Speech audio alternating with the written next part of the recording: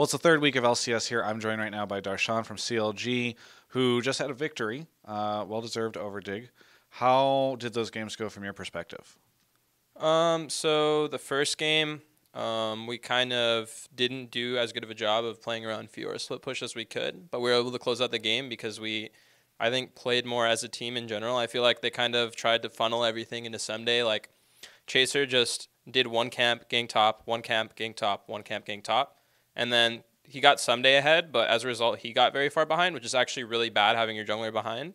So I felt like they kind of sacrificed like 80 carry farm jungler pressure for like top lane lead, and as a result, the rest of my team got a big enough lead to like bring me back into the game, and then we were just able to like have a stronger team fight.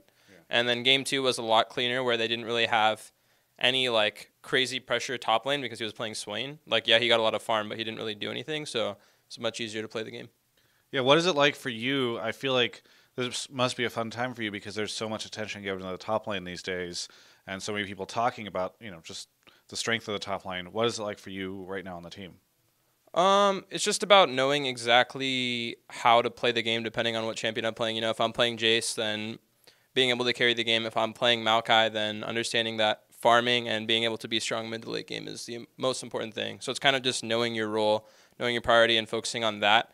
And it can be kind of hard when they're giving a lot of pressure topside, but like when they have like a full carry comp with no tank, like that you're gonna scale late game. So it doesn't really matter if they're like counter picking with crazy or not crazy champions, but like carry matchups. Right.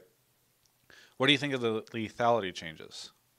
It make if you can snowball and build those on like Jace, Kha'Zix, Varus, the damage is actually pretty insane right now. And I feel like the damage is really strong, but what's even more annoying is like the Banshee's Veil on a 10-second cooldown, and the fact that you can like cast it while moving, like, and it's so for Varus, Jhin, Kha'Zix, Rengar to like die because they can just engage with those on, or they can go into a team fight with those on. So I feel like Edge of Night specifically needs to get nerfed, but I don't think the lethality is too over the top yet. I just think it's the actives that are pretty busted.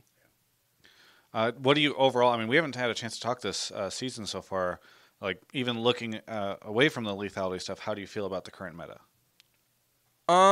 I feel like just the weird thing is having to ban Rengar, Camille, LeBlanc every game on purple side. I feel like that makes it a lot staler. And I feel like after those champions get brought down a little bit, you'll see a lot more diversity, which is what I'm liking. I feel like there is a lot more options top lane. Like, you've been seeing the Maokai, Poppy, Nautilus for a long time, but now you've also seeing like Shen, Rumble, Fiora, like Gangplank, Trundle. There's so many different champions you can pull out, and I feel like that variety is being seen more with the new draft. But I still feel like the most OP champions need to get like put down, and I also feel like red side is stronger than blue side just with how the draft plays out. Yeah, it's interesting. I mean, for so long, I think historically over time, people have always felt like blue side was stronger. But yeah, you seem to think now it's red side. Yeah, definitely, because you have so many opportunities to like ban out counters, and you have the last pick as well.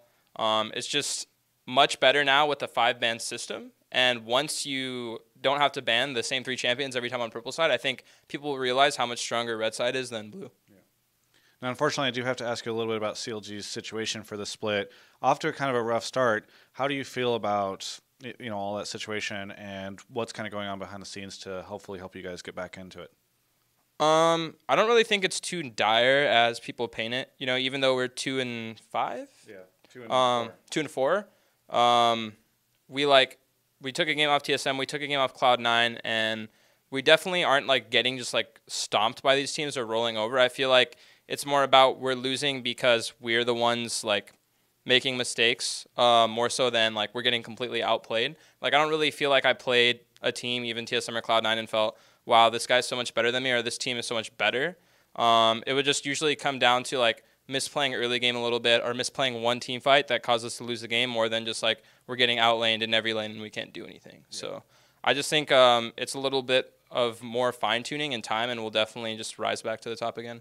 Yeah, I mean, I guess the early beginning of the spring split is always kind of a strange time for all the teams. So I guess just kind of speaking to that, Lots of interesting competitors now in the LCS. P1, a team that so many people wrote off last year, looking really good. FlyQuest, a team that wasn't even in the LCS last split, looking really well. What do you think of the sort of new contenders and new faces?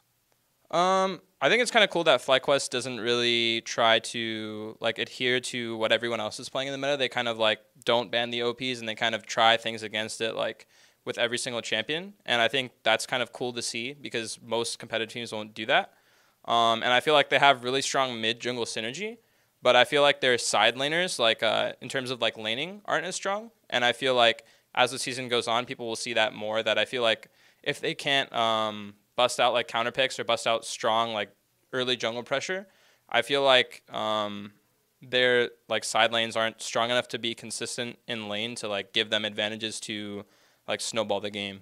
But I definitely like think they're a pretty good team, and it's pretty cool to see the strategies they've been pulling out. And then what was the other team you mentioned? P1, but I mean just also in general, any of these teams that are new and looking good. I thought Dignitas would be better. That was kind of like surprising to see like how poor their synergy was, and I feel like that's in general like something organizations don't realize is like, they think they put like a lot of strong players on a roster and immediately it's going to be well. It's like, oh, you got Someday and Chaser on your team, like this is going to be a top team in NA, but you're definitely not seeing that at all. And I think that's what more investors and teams are going to realize is that synergy is like so important. And yeah, you can have strong players, but it's much better to have players that can work well together. So I think it's kind of weird to like have like the owners or like certain coaches build a team if they're not like first seeing if the team has synergy with the players themselves before like, oh, I'll just put Someday, Chaser, and 3 NA players and then it'll be a good team. Yeah. Interesting. I guess to your point, FlyQuest is almost an interesting case study in comparison to Dignitas, where a lot of these players, I think a lot of people don't think have as much skill anymore, and yet have been able to find so much success just through synergy and kind of a general understanding. Yeah, definitely. I think like the biggest edge FlyQuest has is just like their understanding of how to win the game and like all the experience they have. Like they have Balls, Lemon, High, who have all played for years in the LCS, and I feel like they have a pretty good understanding of what it takes to win. Yeah. Very good. Well, anything you want to say to any of the CLG fans out there, the Darshan fans, the people who tune in to listen to you sing? I want to say thanks for all the support, guys. We're definitely working really hard every day to improve and be the best we can be, and you'll definitely see us back on top soon. Very good. Well, thank you so much for the interview. And for everyone else, you can check out the rest of our coverage of all things esports here at Yahoo Esports.